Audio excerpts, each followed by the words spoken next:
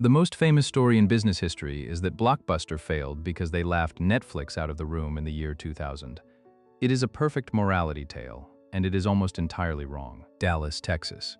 Early 2002. Men walk into the headquarters of the largest video rental company on earth.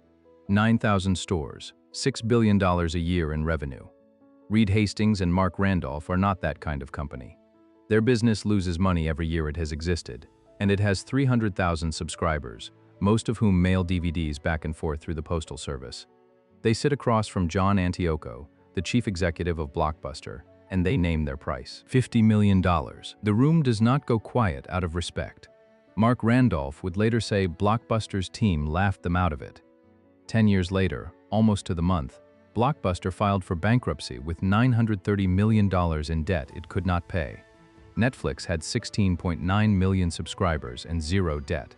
Giant laughs at Nat.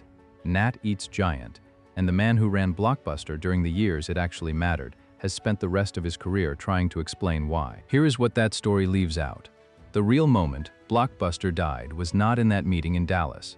It was 7 years later, in a boardroom, after Blockbuster had already built the answer to Netflix, and it was working, when the people holding the checkbook chose to pull the plug anyway. To understand how that happened, you have to go back further than the meeting in Dallas. You have to go back to a video store in 1985, and to a subscription model nobody thought would work. David Cook opened the first Blockbuster in Dallas on October 19, 1985. He had spent his career running a software company for the oil and gas industry, and he brought that instinct into a fragmented mom-and-pop video rental market. 8,000 tapes on open shelves, a computerized checkout system nobody else in the business had. It worked immediately. 2 years later, Wayne Huizenga bought in.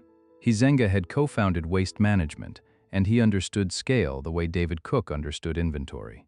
19 stores became 3,400 within 6 years, built on strip mall real estate, standardized layouts, and a deliberate decision to keep the shelves family-friendly. In 1994, Viacom bought the whole thing for $8.4 billion. None of this had anything to do with technology. Blockbuster was not built by software people. It was built by a real estate and franchising instinct, the same one that scaled Waste Management, applied to strip malls and shelf space. That inheritance matters, because it explains why the company that would eventually face Netflix was organized to defend physical stores, not to imagine a world without them. By the time John Antioco took over as chief executive in 1997, Blockbuster looked less like a scrappy retailer and more like an institution. Antioco's first real innovation was structural. Instead of buying videotapes outright for $60 or $70 each, Blockbuster negotiated revenue-sharing deals with the studios, paying less up front in exchange for a cut of every rental. Inventory depth exploded. The one thing customers had always complained about, empty shelves where the new releases should be, mostly disappeared. Blockbuster re-entered the public markets in 1999, raising $465 million. 5 years later, in 2004, revenue hit $6.1 billion, spread across roughly 9,100 stores worldwide.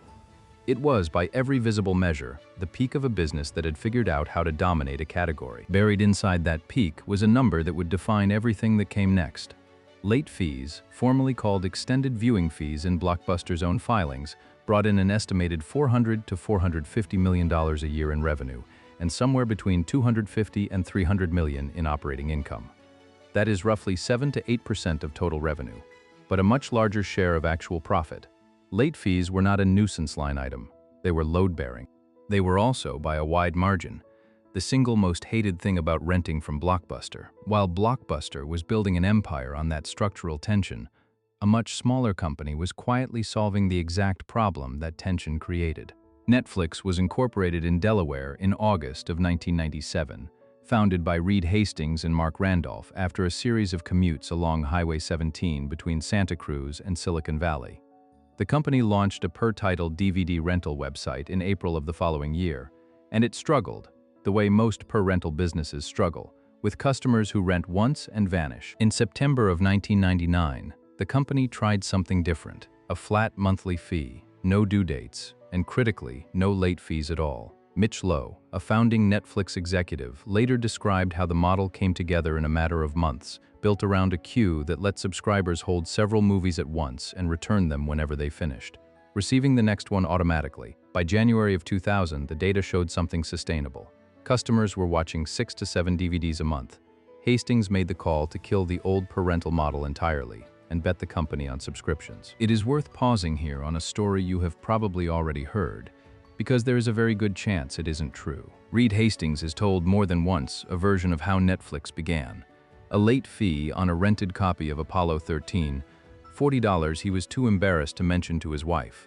The seed of an idea for a business with no late fees at all. It is a clean story. It is also, according to the man who actually co-founded the company with him, a myth. Mark Randolph, in his own memoir, is direct about it. The idea for Netflix, he writes, had nothing to do with late fees. In the beginning, he says, they even charged them.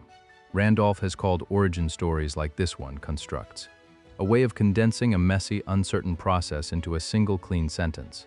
No source has ever surfaced of Hastings retracting his version. The two co-founders of the same company, describing the same beginning, do not agree, and only one of them has said so on the record. It is a small detail. It is also a useful one, because it is a preview of something the rest of this story will do again and again. The clean version of events, the one that gets repeated in interviews and case studies, is very often not the version that happened. Which brings us back to Dallas, and the meeting that history remembers as the moment everything was decided. By early 2000, Netflix was burning cash fast enough to worry its own founders. The dot-com bubble was visibly deflating around them.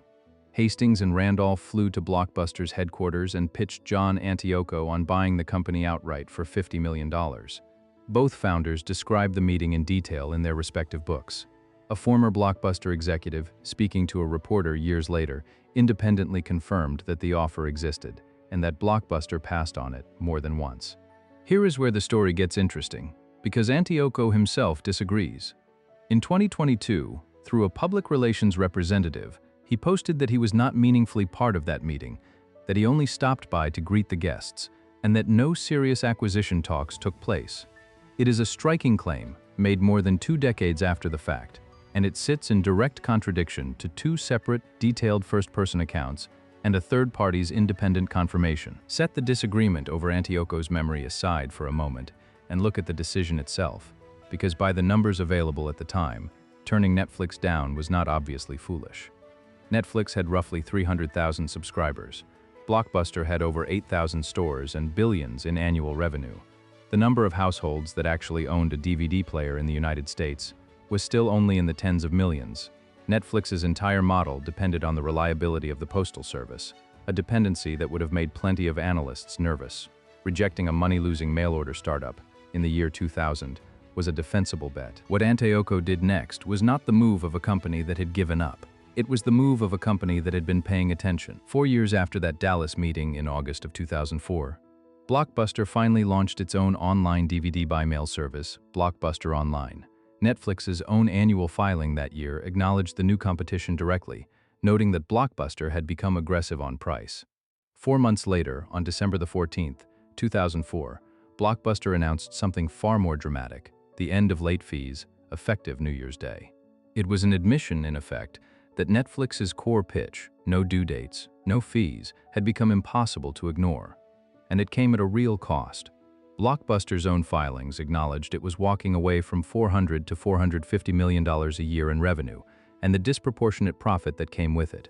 Rental transactions did jump more than 20% in the first quarter after the change, but the program had a second, uglier problem. 47 states and the District of Columbia sued Blockbuster for deceptive advertising, alleging that so-called restocking fees quietly replaced the late fees the company claimed to have eliminated. Blockbuster settled for $630,000 in March of 2005. The financial damage was immediate and severe. Late fee revenue in the second quarter of 2005 collapsed from $138 million to $20.9 million. The company posted a $57 million quarterly loss compared to a $48 million profit the year before. By the end of 2005, the full-year loss stood at $588 million. It was into this wounded, embattled company that Carl Icahn arrived. Icahn had built his reputation buying undervalued companies, demanding operational cuts, and extracting returns before competitors could close the gap. The exact instinct that would later collide with a strategy built on patience. Icahn bought roughly 10% of Blockbuster, more than $300 million of stock, and immediately made clear he thought the company's strategy, the no late fees program, and the money being poured into Blockbuster Online was destroying value rather than building it. Antioco, in a first-person account he later wrote for Harvard Business Review, described getting a call out of the blue from Icahn early in 2005, informing him he now owned close to 10% of the company and intended, in Icahn's words, to shake things up. The proxy fight that followed, in May of 2005, was not close. Icahn's slate won roughly 77% of the vote. Antioco kept his job as chief executive, but lost his position as chairman of the board. The message was unmistakable. The man who had built Blockbuster's entire response to Netflix now answered to an investor who fundamentally disagreed with that response. What followed was not a slow defensive retreat. For one brief, genuinely dramatic stretch, Antioco's strategy started working anyway. Late in 2006, Blockbuster launched Total Access. Subscribers could rent DVDs by mail, exactly like Netflix, but return them to any physical Blockbuster store in exchange for a free in-store rental. It was the one competitive weapon Netflix could never build, because Netflix had no stores. By the end of 2006, Blockbuster had 2.2 million online subscribers. By early 2007, that number had climbed past 2 million, growing fast enough that Netflix's own annual filing named Total Access directly, describing it as aggressively priced and warning that it had produced rapid subscriber growth for Blockbuster in the first half of the year. And here is the part almost nobody tells you. Read that sentence again. Netflix's own filing, written by the people who were supposedly winning, described Blockbuster's counterattack as a real and growing threat. It is worth noting the rivalry ran in both directions. Netflix had launched its own instant streaming feature that same January, a hedge against exactly the kind of store-based threat Total Access represented, developed and shipped, while Blockbuster's counterattack was still gaining ground. This is the moment the popular version of this story skips entirely, because it does not fit the tidy narrative of a dinosaur that never saw the asteroid coming. Blockbuster saw it. Blockbuster built a response. The response was working. It was also expensive. Free in-store exchanges reportedly cost the company $29 million in a single quarter.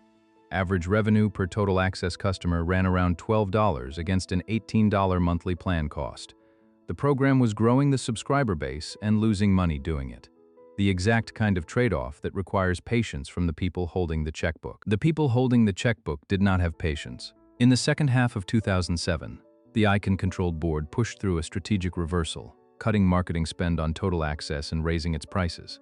Netflix's own annual filing, again, is the source that documents what happened next. The filing states plainly that Blockbuster's pullback contributed to an accelerated erosion of its own online subscriber base. Blockbuster did not lose to a better competitor in that moment. Blockbuster's own board defunded the thing that was competing. John Antioco left the company later that year, replaced by Jim Keyes, a former chief executive of 7-Eleven brought in, according to Icahn, because he was results-oriented and practical. Keyes prioritized store profitability over the online investment his predecessor had been fighting the board to protect. In December of 2008, in an interview with the investing site Motley Fool, Jim Keyes was asked directly about the streaming threat building around him. Neither Redbox nor Netflix, he said, are even on the radar screen in terms of competition. It's more Walmart and Apple. He went further, calling DVDs a melting glacier. Nearly 2 years before that interview, in January of 2007, Netflix had already launched instant streaming. The financial trajectory from there does not require much interpretation.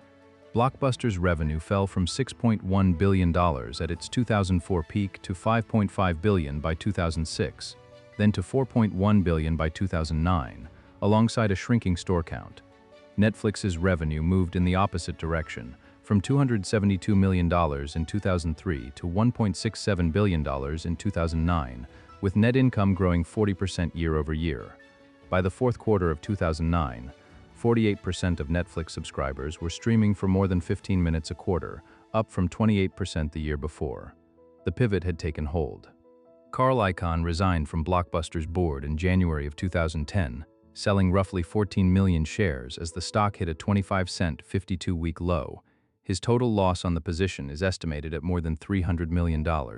The same investor who had spent 5 years insisting on financial discipline walking away from a company he had helped push toward exactly the outcome he was trying to prevent. On September the 23rd, 2010, Blockbuster filed for Chapter 11 bankruptcy in the Southern District of New York.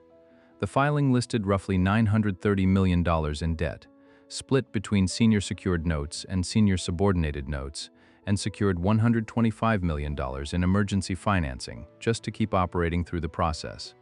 Jim Keyes called it, in an official statement, the optimal path for recapitalizing the balance sheet. 3,000 stores in the United States remained open on the day the filing was made. By that same quarter, Netflix had 16.9 million subscribers and $553 million in quarterly revenue, an annualized run rate above $2 billion, carrying no debt at all. Dish Network bought Blockbuster's remaining assets out of bankruptcy in April of 2011 for roughly $320 million. The brand persisted in diminished form for years afterward. By 2020, a single franchise-owned location remained open, in Bend, Oregon, the last Blockbuster on Earth, a curiosity for tourists rather than a business. Netflix, meanwhile, kept growing past every marker anyone in that Dallas meeting could have imagined. 200 million subscribers by January of 2021, a number that would have sounded like a typo to anyone in that room in Dallas. It is tempting to end there on the scoreboard, because the scoreboard is dramatic and the numbers do the emotional work for you. But the scoreboard is not the lesson. The lesson is buried in 2007, in a program called Total Access that was demonstrably, measurably working, built by the one company that actually had the physical infrastructure to compete, funded by activist money that ran out of patience at precisely the moment. Patience was the entire point. Blockbuster did not fail to see the threat. Blockbuster built the correct answer to it, and then, one boardroom decision at a time, took the answer away from itself. Somewhere in Bend, Oregon, there is still a store with a blue and yellow sign, open on weekends, selling nostalgia to people who remember what it felt like to walk the aisles. It is not a punchline. It is what is left when a company solves its own hardest problem and still finds a way to lose.